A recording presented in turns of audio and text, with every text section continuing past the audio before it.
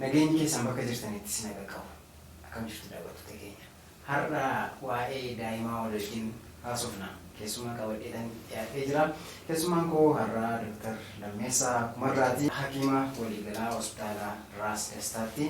Egaa qophiin keenya har'a waa'ee dhagna gubaa daa'immaniiti. Daa'imman maaliif dhagna gubaa? Dhagna gubaa maali? Manatti akkamitti ijoollee keenya gaafa dhagna gubuu yaalla? Akkasumas immoo yaalli isaa mana yaalaatti maal fakkaata? Yoo mana yaalaa deemuu qabna, yeroo dhagna gubaa hundumaa deemuu qabna moo yookaan manatti yaallee wanti nu ilaallu jira? Wal wajjin ilaalla. Baga nagaan Dr. Lammeessaa. Baga nagaanitti.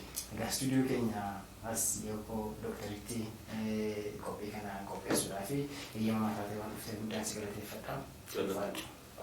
Egaa mee marii keenyaa jalqabnu fever ittiin jettu yookaan dhagna gubaa ittiin jenna. Dhagna gubaan daa'imman wal wajjin ilaalla. Dhagna gubaan maaliif dhagna nama gubaa?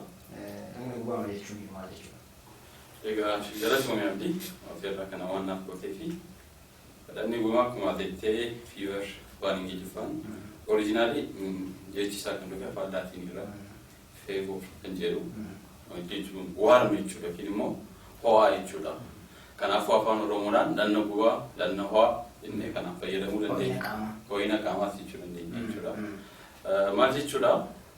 Uumaan waan rabbii uumee hundumtuu baakteeriyaa kaasee, vaayirasii kaasee namni waan hundumtuu ho'ina yookiin immoo teempireecharii ittiin normaalii sirriitti hojjetu qaba. Reenjii qaba hundumtuu jechuudha.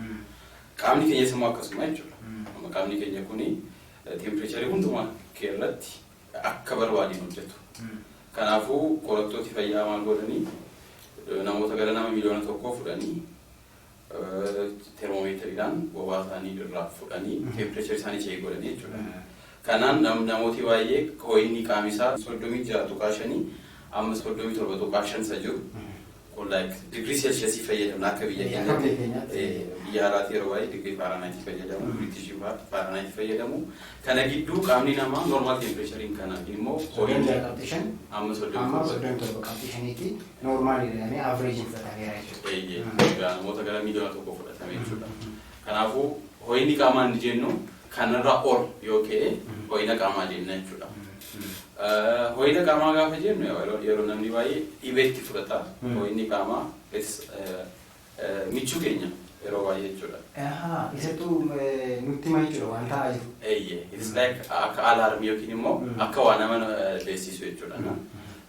Fakkeenyaaf biyya keenyatti irra hin baramne biyyi keenya ho'ina gaarii waan qabduufi garuu teermoostaatii qaba namni mana isaatii jechuudha.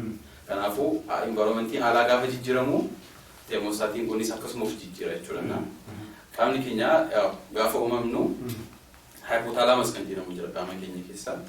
Kun maal godhaa? Ho'ina qaama keenya kana monitarii godha, kontroolii godha jechuudha. Haala qilleensaa ilaalee, haala dhibee garaagaraa ilaalee. Kanaafuu ho'ina qaamaa gaafa jennu fakkeenyaaf dhibeen akka infekshinii, vaayirasii, baakteeriyaa gaafa qaama keenya dhufu inzaayimoota yookiin immoo moolekilii garaagaraa qaama keenyatti akka maqaa paayirojii jedhamu waamani kuni isaantu maal godhaa? Hypothalamusii kanaa wajjiniin ta'anii ho'ina qaamaa keenya ol kaasaa jechuudha. Kun maaliif fayyada? Vaayirasii kana loluuf, baakteeriyaa sana loluuf yookiin immoo warra vaayirasii fi baakteeriyaa sana lolan moolekiloota garaagaraa sana akka gadhiifaman gochuuf gargaara jechuudha. Ho'inni qaamaa karaa lama ilaalu. Benefitii qaba, faayidaa qaba, miidhaas qaba. Faayidaan isaa maa inni? Dhukkuba nurraa ittisa, dhukkubii garaagaraa gara qaama keenyaa gaafa dhufu akka dhufee jiru nu beeksisa. Akkasumas immoo miidhaan garaagaraa gaafa ol ka'u booda irratti hin kaasna. Fakkeenyaaf fedhii nyaataa gabuu ta'uu danda'a. Qaamni akka hin sochoone of dadhabsiisuu ta'uu danda'a. Nama dheebuus waan akkasii mallattoo garaagaraa tolbalatti qaba jechuudha. Gaafa ho'ina qaamaa haasofnu yeroo baay'ee ho'inni qaamaa akkamitti beekamaadha? Tokko jechuudha. Akka auxiliary yookiin immoo bobaa jala fayyadamu namni yeroo baay'ee akkasumas immoo afaan irraa kan fudhatamu jira. Ta'aa yookiin immoo rectus jedhu achis kan fudhatamu jira. Nam contact thermometriin jira. Kana sistema kana garaagaraan ho'inni qaama nama tokkoon fudhatama jechuudha. Kanaaf iddoo garaagaraa kana hundumaa garaagarummaan qaba. Fakkeenyaaf daa'imman irratti yeroo baay'ee reektaalii fayyadamu. Reektaalii garuu normaalii reektaalii jechuun karaa ta'aa jechuudha. Karaa ta'aa jechuudha. Normaalii ta'aa irratti amma 30 torba tuqaa saddeetti temperature normaali. Core temperature kan ittiin jennudha jechuudha suni kan qaama keenya keessa jiru gara baay'ee normaalii isaa kan nutti himu afaan keessaa fi karaa taa'aa yookaan karaa hudduu kan seenu sanaa jechuudha. Daa'imman irratti isaanii fayyadamna yeroo baay'ee akkasumas immoo afaan irratti kaarboon daayioksaayidii qilleensi alaa garaagaraa waan jiruuf xinnoo gabbu'a. Kanaafuu 37 tuqaa laama normaalii jechuudha. Akkasumas 37 tuqaa 5 kan fayyadamnu yeroo baay'ee boobaa raabsa fudhatamudha jechuudha.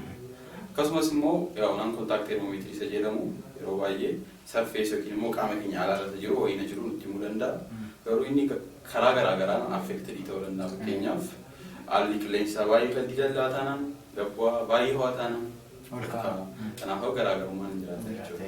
Akkasumas immoo afaan irratti sila kan irraanfannee sirriitti arraba jalan guuru taanaan naannoon afaan keenya moisturize yookiin immoo dilallina wanta garaagaraa saalaayibaa kana garaagaraa waan qabaatuuf variationii qabaachuu danda'a. Kanaafuu namni tokko ho'ina qaamaa yoom qabaata kan jennu commonly kan irratti walii galu digirii Celsius 88 yookiin immoo Fahrenheit ilaaluudhaan 98 akkas. 38 jechuudha. 38 yoo ta'e ol kaa'aadha ittiin jenna jechuudha. Ol kaa'aadha ittiin jenna jechuudha. Yeroo baay'ee isa fayyadamu. Akkasumas immoo gaafa ho'ina qaamaa inni waa'ee daa'imaa haasa'eerra. Kanaafuu daa'ima irratti normaalii ispeeshaalii warra daa'iman ji'a sadii gadi jiranitti ho'inni qaama isaanii ol kaa'u normaalii jechuudha. Akkasumas immoo ho'inni qaama hundumtuu fiivarii yookiin immoo fiivarii jechuun dandeenya.